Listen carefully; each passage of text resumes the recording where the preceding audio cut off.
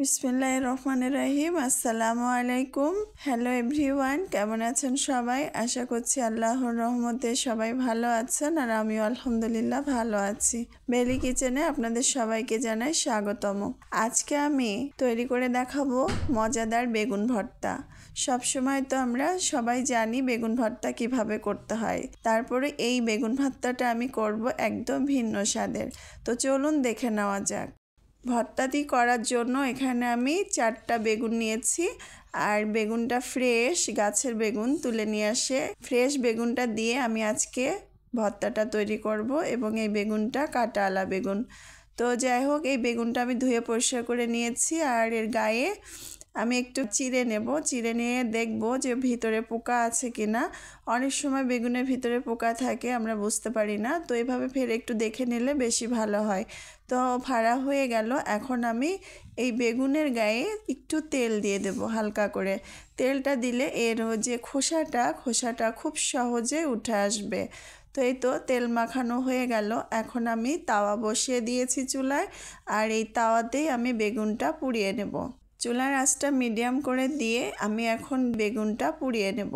তো এই যে দেখুন, বারবার আমি একটু উল্টিয়ে পাল্টিয়ে দিচ্ছি, আর বেগুনের গাটা কিন্তু একটু পোড়া পোড়া হয়ে গেছে, আর এই মুহূর্তে বেগুনগুলা কিন্তু খুব সুন্দর পোড়া হয়ে গেছে। আমি এখন বেগুনটা নামিয়ে নিলাম, আর এখন বেগুনটা নামিয়ে নিয়ে আমি যে কাজটি আর কি করব, এখানে একটু রসুন দিয়ে দিয়েছি 4 কোয়া, 2টা শুকনো মরিচ, আর একটু আদা দিয়েছি। ওই যে বললাম না, এই ভর্তাটা একটু ভিন্ন স্বাদের হবে। তো এই যে ভেজে নিলাম, একটু লাল লাল মতো করে ভেজে নিলাম। রসুনটাও একটু সিদ্ধ হয়ে গেছে, তেলটা সহই আমি ঢেলে নেব প্লেটে।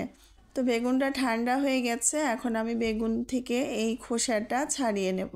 এই যে দেখুন, খুব সুন্দরভাবে খোসাটা ছাড়ানো যাচ্ছে, একটু হালকা গরম আছে।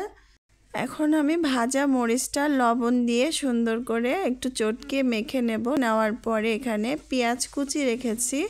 একটা বড় সাইজের পেঁয়াজ কুচি নিয়েছি, আর পেঁয়াজের পরিমাণটা একটু বেশি দিলে ভর্তাটা কিন্তু আরও বেশি ভালো হবে খেতে। তো পেঁয়াজটা দিয়েও আমি একটু মাখিয়ে নেওয়ার পর বেগুনগুলো আমি আবার মাখিয়ে নিচ্ছি।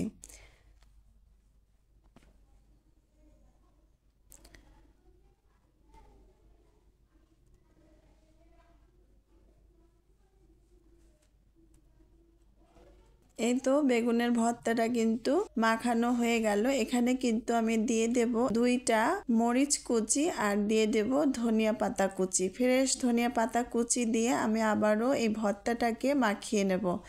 আর মাখানোর পরে এটা যা লোভনীয় লাগছে বিশ্বাস করুন, মানে ভর্তা খাচ্ছি না আর অন্য কিছু খাচ্ছি। এটা একেবারেই বেগুন ভর্তা আমরা বাসার সচরাচর সবাই বানিয়ে থাকি, খেয়ে থাকি। তো এই ভর্তাটা একেবারে ভিন্ন স্বাদের হয়েছিল, আর খুবই মজাদার ছিল, লোভনীয় ছিল।